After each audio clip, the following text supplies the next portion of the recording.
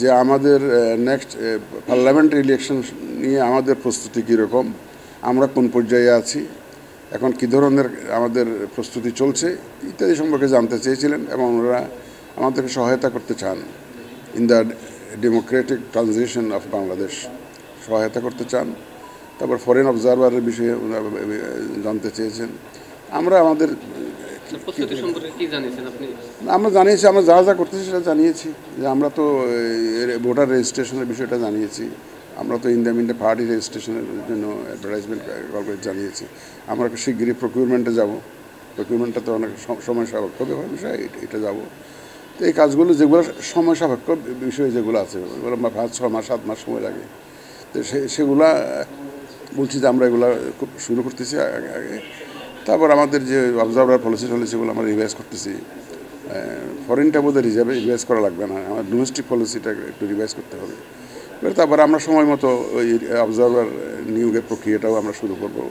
ওই যে application invite করা অবজারভার নিয়োগের জন্য সেটা আমরা করব, যথাসময়ে করবো আর কি।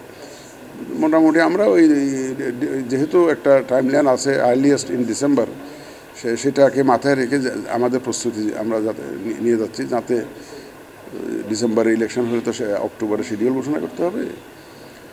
তো আমরা যাতে ওই টাইমলাইনটা মিস না করি সেভাবে প্রস্তুতি নিচ্ছি, এটা আমি তাদেরকে বুঝিয়েছি। তারা খুব অ্যাপ্রিসিয়েট করেছে, তারা আমাদেরকে হেল্প করতে চান এবং আমাদের নেক্সট ইলেকশনে তাদের কী ধরনের সাহায্য সহযোগিতা আমরা নিতে পারি সেটা জানতে চেয়েছেন। আমরা বলেছি যে কীভাবে সাহায্যতা পেতে পারি।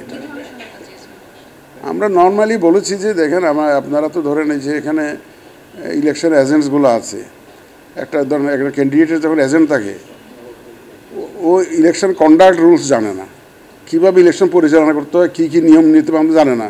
একটা পার্টির কর্মী বা একজন ক্যান্ডিডেটের পরিচিত বা কর্মী তাকে এজেন্ট হিসেবে নিয়োগ করে দিল, সে আইন কানুন কিছু জানে। তাদের যদি একটা ট্রেনিংয়ের একটা ব্যবস্থা করতে পারতাম, তাই এই কথাটা বলেছি। আর আপনারা যারা অবজারভার আসবে, এখন এই বাংলাদেশ সম্পর্কে জানে না, তাকে অবজারভার হিসেবে আপনারা নিয়ে আসলেন, কেউ একজন নিয়ে আসার পরে সে আমাদের ইলেকশন সিস্টেম সম্পর্কে জানে না, আমাদের আইন কানুন সম্পর্কে জানে না, আমাদের বাস্তবতা সম্পর্কে জানে না, তাহলে তখন তো তাদের রিপোর্টিংটা প্রপার হবে না।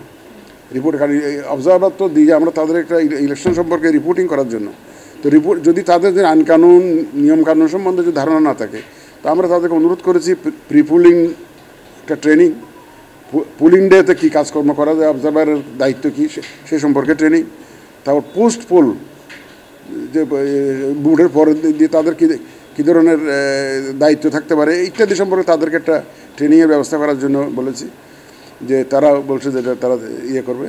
আর ডিফিডের সহায়তায় তো ওই যে আইএফএস এখানে কাজ করছে, আমাদের অলরেডি ট্রেনিংও একটা করেছে।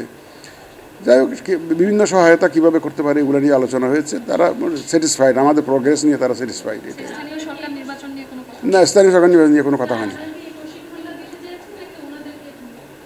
আমরা বলছি যে এই ধরনেরটা আমরা চিন্তা করছি, এই ধরনেরটা আমাদের চিন্তার মধ্যে আছে।